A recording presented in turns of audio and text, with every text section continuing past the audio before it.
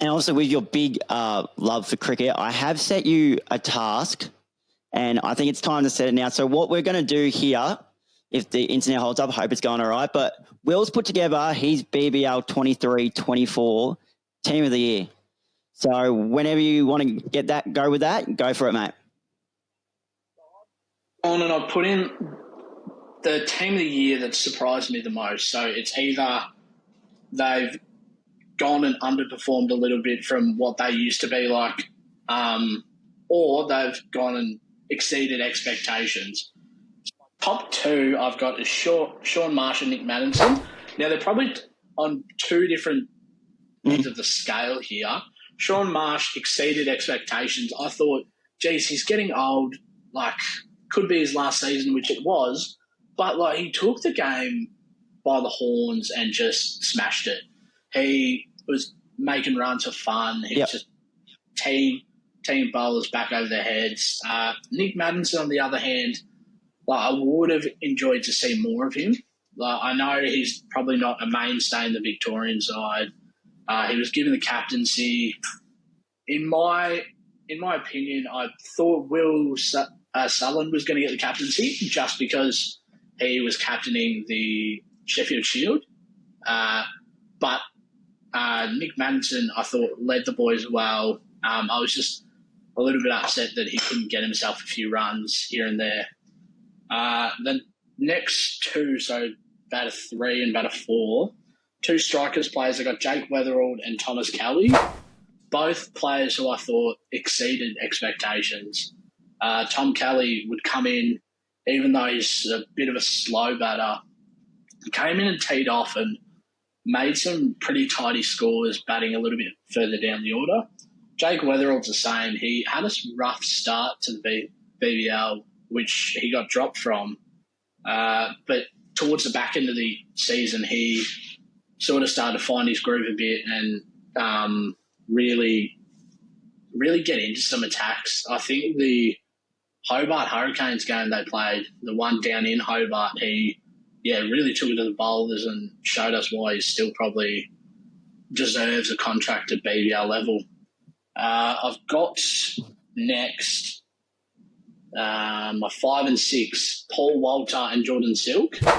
Now, when Paul Walter was announced as a signing at the Brisbane Heat, I thought, gee whiz, there's not much international talent left on the cards here, but Paul Walter definitely exceeded expectations. He had all the variations with the ball.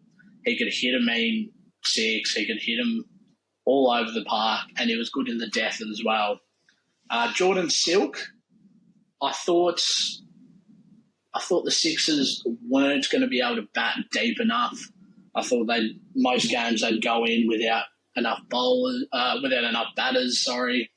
But Jordan Silk definitely held up his own end of the batting lineup and really steered it home a few times for the Sixers. And even though he's aging, he's still the best fielder in the comp.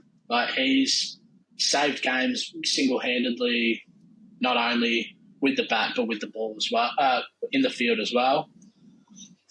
And my next two are two sort of people that I thought didn't really live up to their old hype, and it was Sam Billings and Nathan McAndrew.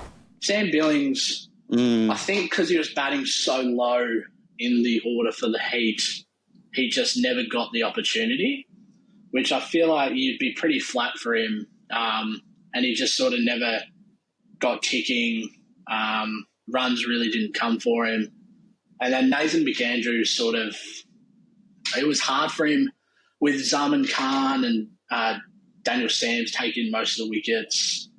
It was hard for him to sort of find the scalp or two most weeks, which was a bit of a letdown for him, but hopefully he bounces back.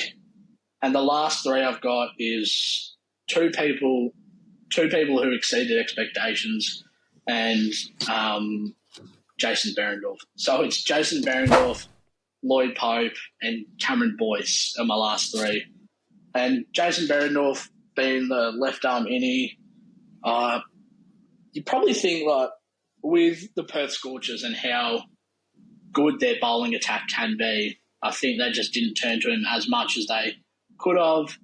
He might have lost his swing that he showed in that World Cup over in England. But he was swinging the ball around corners throughout that series. Lloyd Pope, fun fact, actually, I was moving a side screen with him the day before he played his first BBL game this season. I was 12th man for the Barossa Crushers, and our team was batting. Lloyd Pope in the outfield was moving the side screen with me, playing against Premier cricketers. The next day, he got called up to play Big Bash and took 4 for. And he just took wickets for fun in those last few games, and he's absolutely smashed it. And then Cam Boyce as well. It just proves that slow bowling can still take wickets. He's bowling a few 75, 76 kilometre balls. He's got the quicker one that he can send through, but yeah, the big loopy spinners, and yeah, he was taking plenty of poles as well. So that is my surprising BBL team of the year.